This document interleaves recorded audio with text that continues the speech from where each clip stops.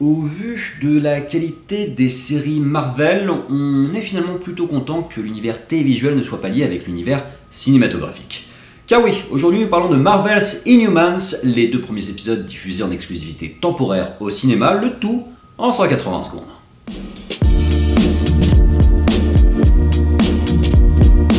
Réalisé par Scott Buck et sorti le 30 août 2017 en exclusivité au cinéma, puis la diffusion de la série commencera le 29 septembre sur ABC.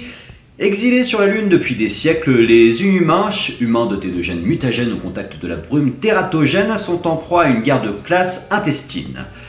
J'ai une résolution d'entrée, c'est que je vais essayer d'être un peu plus positif sur mes critiques. Le timing me pressant un peu, j'ai parfois tendance à tomber dans la critique facile et je vais essayer d'éviter ça pour cette série, pour les Inhumains. Même si objectivement, c'est pas terrible. On le craignait, les bandes annonces avaient été assez kitschissimes et nous faisaient craindre une série assez low cost, et c'est un peu le souci de ces 2 premiers épisodes qui étaient donc diffusés en IMAX au cinéma en avant-première. Mais il demeure certaines qualités et qu'en sortant de la séance, malgré les défauts importants, j'ai pris plaisir devant cette séance et que je regarderai la suite avec attention. Le gros souci de cette série, globalement, c'est que sa réalisation est très mauvaise. C'est mou du genou, mais c'est mou du genou. En plus de ça, c'est mou, et le réalisateur se permet d'utiliser à outrance des ralentis sur les scènes d'action.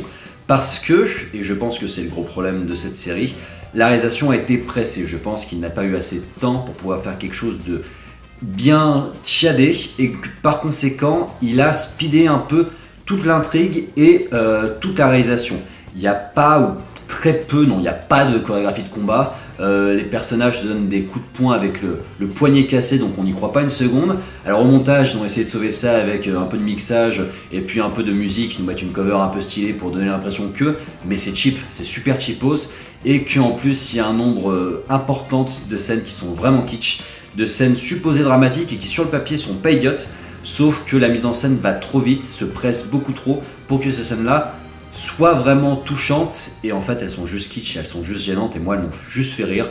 Ce sera, pour donner un exemple, la première fois qu'on voit le pouvoir de Black Bolt, qui est vraiment pas bon, et une scène de coiffure qui est vraiment pas terrible. Le scénario à côté de ça a un gros potentiel. Je trouve qu'il y a un bon parti pris sur le méchant révolutionnaire qui est pas un méchant con, mais qui finalement est assez logique étant donné le système de caste qu'ils ont sur la Lune. On a presque envie de se ranger du côté du méchant, mais encore une fois c'est pressé, qu'on n'a pas le temps d'installer une ambiance, qu'on n'a pas le temps de développer ou de donner des explications sur les pouvoirs, sur le système politique, et du coup ça va très très vite. Le casting fait partie des gros points forts, notamment des 3 personnages principaux. Maximus, le fameux Ivan Rheon connu pour Misfits et Game of Thrones, qui lui gère grave sa partition. J'ai été agréablement surpris par Black Bolt, que je trouve très charismatique alors qu'il dit pas un mot, il fonctionne très bien. Et même Medusa est plutôt touchante sur son drame, même si elle a certaines scènes où la pauvre peut pas s'en sortir parce que c'est juste mal écrit, c'est juste mal réalisé. Les effets spéciaux sont en plus de ça assez corrects pour une série télé, même les cheveux qu'on a critiqués pendant la bande-annonce, ils s'animent bien, c'est plus le côté plat qui est un peu cheapos. Et top. Et voilà. Malgré que les acteurs et le concept arrivent à attiser la curiosité du public, il n'empêche que la pauvreté de réalisation risque de décevoir la plupart des spectateurs. Si vous êtes fan de super-héros, ça peut valoir le coup de s'y jeter, sinon ça reste assez moyen et pas si nul que ce qu'on pouvait craindre. J'en profite pour vous indiquer que des nouveautés vont arriver sur la chaîne Popcast, notamment une web-série que j'ai réalisée en début d'été dernier, la 2e saison des Plaidoyers de l'absurde. Je vous invite à rester donc attentif, ça doit arriver en fin octobre, mi-octobre peut-être, on est en train de taffer sur le montage en ce moment, et puis ça me ferait très plaisir que vous donniez cette chance à cette web-série, parce que forcément c'est énormément de travail, beaucoup plus que sur des critiques en 180 secondes, et que si le public est au rendez-vous, c'est toujours un vrai bonheur pour l'entièreté des personnes qui ont participé, et pour moi-même, donc ça donne envie de faire une suite.